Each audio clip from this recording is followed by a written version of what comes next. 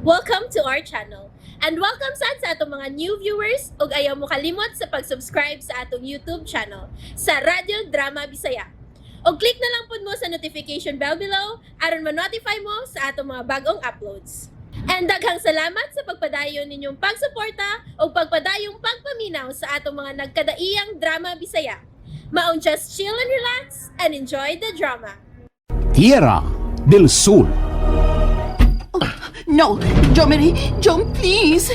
Dili karon panahon sa pagkomedya, ha? Huwag mo magkumidya, Krisha. Gusto ko siyang ikaatubang. Gusto ko siya mailan. No, sige pagbalik ang puntahan. Mamauli na ta sa karaang bay. Krisha, ikabala ka. Nako'y kargada nga da. Lisensyado ni, og na-permit to carry. Unya dili to ordinaryong tao, ha? May mahibo ba kaning imong daang kargada? Kung usaman siya kademonya, pues, bronze ang lead sa kong mga bala og bininditahan kini ni Reverend Father Masilindo Dayundon. Manaog yun ka. O sige. Kay manaog man ka. Tana, mga naog ta. Oh, ha? Tana dayon, Mr. Jomari Buenavedes. Mga naog ta gikan ining sakyanan. Kay magkilaw ta og sungay sa demonyo. Oh, Krisha!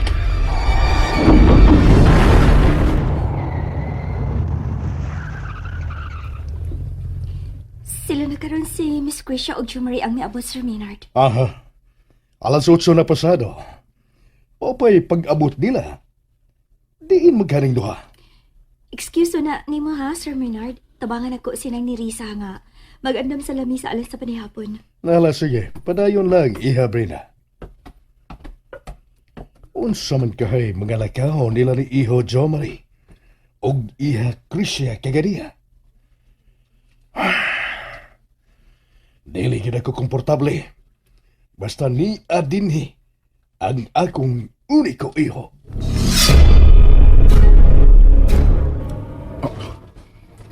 Ang espiritu sa babae nga kanunay mapakita na ko. Naanasat siya diha sa beranda sa taas. Jomari?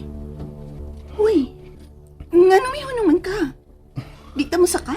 Magulaanon kay siya nga nagtanaw na ko. Hey, tana sa taas sa karaang pay. Kay gipaabot na kita nila para sa panihapon. Krisha, wa ka ba'y nakita sa taas? Ha? Diha sa veranda? Tara. Ha? Wa man. Kay, unsam din na ha? Unsa imong nakita? Ang babae, naanasad ang espiritu sa babae. Katong nakita sab nako sa dihang mikunit ko sa imong kamot. Katong gwapa? Oh, siya. Ang gituhuan ako nga mo'y espiritu sa namatay na kong inahan. Ambi ko ng imong kamot.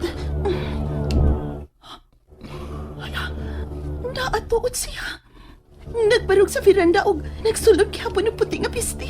Magulanon kang iyang panakoy, Chong. Ano mo nga rin? Oh. Kaya gipaabot sa mo alang sa panihapon. Iho, Iha.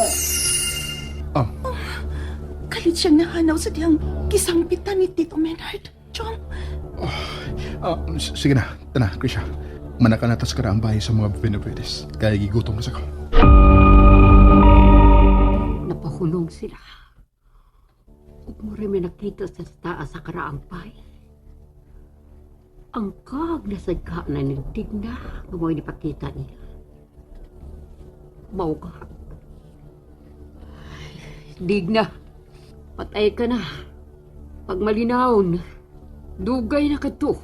Dako ng bata masuso nga imong gikawilihan. Way kaugalingon ng kabuot si Jomari.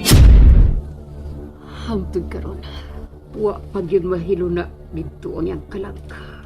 Nagsumpa ang paghapon kini. Kumo na bilanggo sa gikawid-an ni kagahapon. Diha sa veranda siya nagbarog, paminag. Og nakita usab siya ni Krisha sa dihang gigunitan gihapon niini ang akong kamot. Iho Jomari. tinuod na, Tito. Ikaduha na to na akong pagkakita niya. Angay na siyang mapahuway sa hingpit. Dili na siya angay pa nga mawili kay ang batang masuso nga iyang gikawilihan dako na. Kinsa ang gipasabot nimo, paminag? Ikaw, Iho Jomari. Paminag.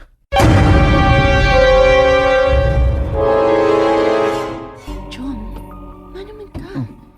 Nagtimi-timi ka. Huwag ka ganahin sa pagkaon. Nalo ko yung na, Chris.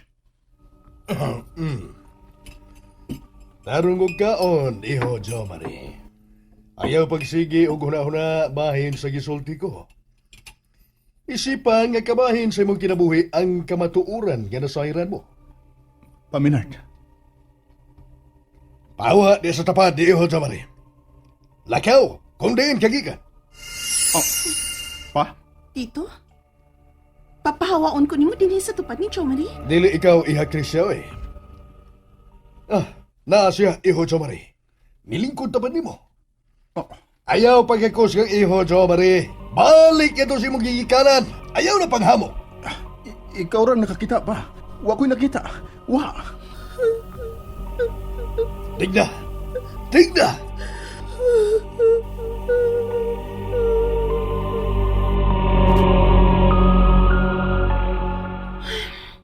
Mao kaning kinatibuk ang hitabo, Brenna.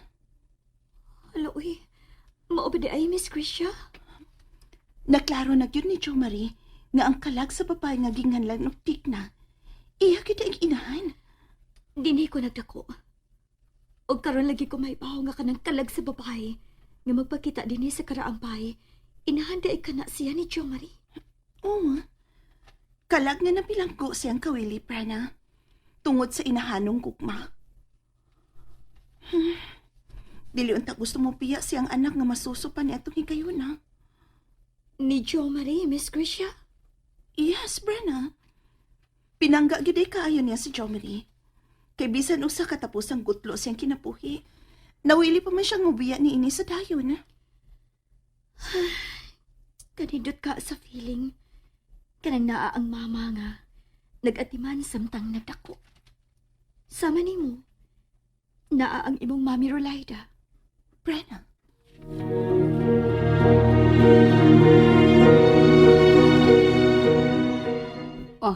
Dong, Jomari. Sayo ka man kung may bangon. Onang. Wa ko'y tarong kinatulgan gabi nga naguna-una sa nasayran akong kamatuoran. Ha? Kung sa'y buot mo ipasabot. Bahin sa kalag sa babae nga kanunay na akong makita sa taas, sa karambay.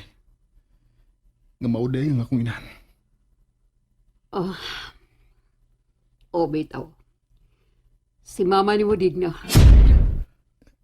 Nang sila, nahanaw na las noy po niyong, pero nganong wa malagi ko ninyo sultihi bay nini? Tungod kay dili mi mahi mo manghilabot ang bahin na Jomari. Mahadlok magud in town bis posible kasuko ni Senior Maynard kung amo ng buhaton. Unsay matuod nga hinungdan sa iyong kamatayon nang. Please, tugani ko. Tabi na ni mo dong ha, kay may buhaton ako sa Nang. sud. Di ka sa... Oh. Kining karaayos, karaambay sa Viniberis. Maulan ni ang naginusarang ubugtong saksi sa mga panghitapo dinis kagahapon. Natural death. Mao ka na ang cause of death. Sa inahan mo, iho Jomari. Wagit kahay krimen nga nagpaluyo sa iyang kamatayon, ha? Iho Jomari. Malinaw ang karaang bay sa mga Benavides. Yan ang mga panahon. Usa klaro og tataw ang resulta sa investigasyon. Yan namatay si mama ni mo digna. Tungod sa gitago nining sakit nga gihambin.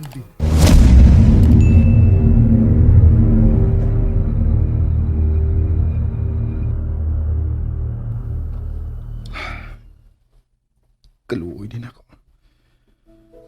Ug kaluoy sapsa kong inahan. Nagpangwili daing taon ang iyang kalag sa pagtaliwan at sa laing kalibutan tungod na ko. Ug niya itong higayo na masuso pa. Kalit ka naglain ng panahon. Tinuod ko, buwa kayong kalangitan. Murag kulor sa dugo ang iyang kapuha. Unsay buot ipasabot ni ini.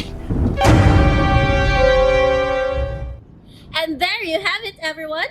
Stay tuned sa atong next episode. Bye!